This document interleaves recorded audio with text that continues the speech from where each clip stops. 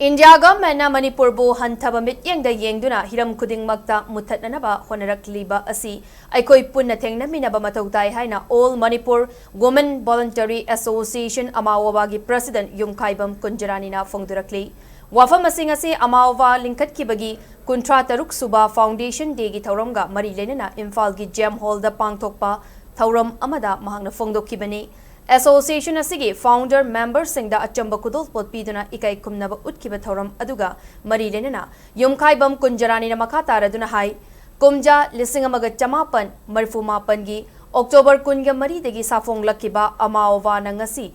fawba lamdam asida thokpa thokdok wathok kayada sarukyaduna lakli Iramdam asida miot minay yaudana hingbagi wahan thok leiba kunai amagidamak nupiyoibi singna thaudang khara lokhatpam thoi khanbadagi Amawova si linkat kibani amaromda kumja lisingani kunga humdoigi me ahumdagi hauduna thoganingdaba thogdo kaya lamdam asida thoktuna micham miyam awawa taraga leiringai cherak asida Manipur gi puari ga sagona duna laklaba silongda leiba Manipur Rajbari thugaiba simak akan mamoongda condemn tau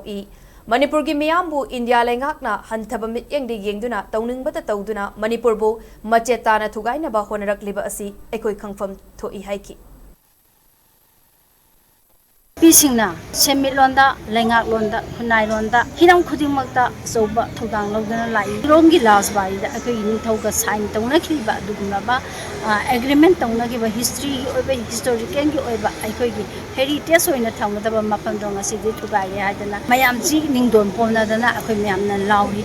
adubu koina hajaning badi India na Manipur ji matam laiba khibikta Muthatnaba namthanaba honari habase akoi Khudingmakna kawkham thokte aduna akoi gi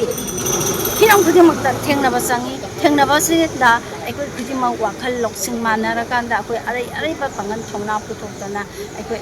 amaga sungsunara kanda kokilan pangan gilan akoi Khudingmak akoi thengnaminasi iramdam ase tangdu leitaba manaba khuna am oidi phawdi akoi wakhalwan manana thengnaminasi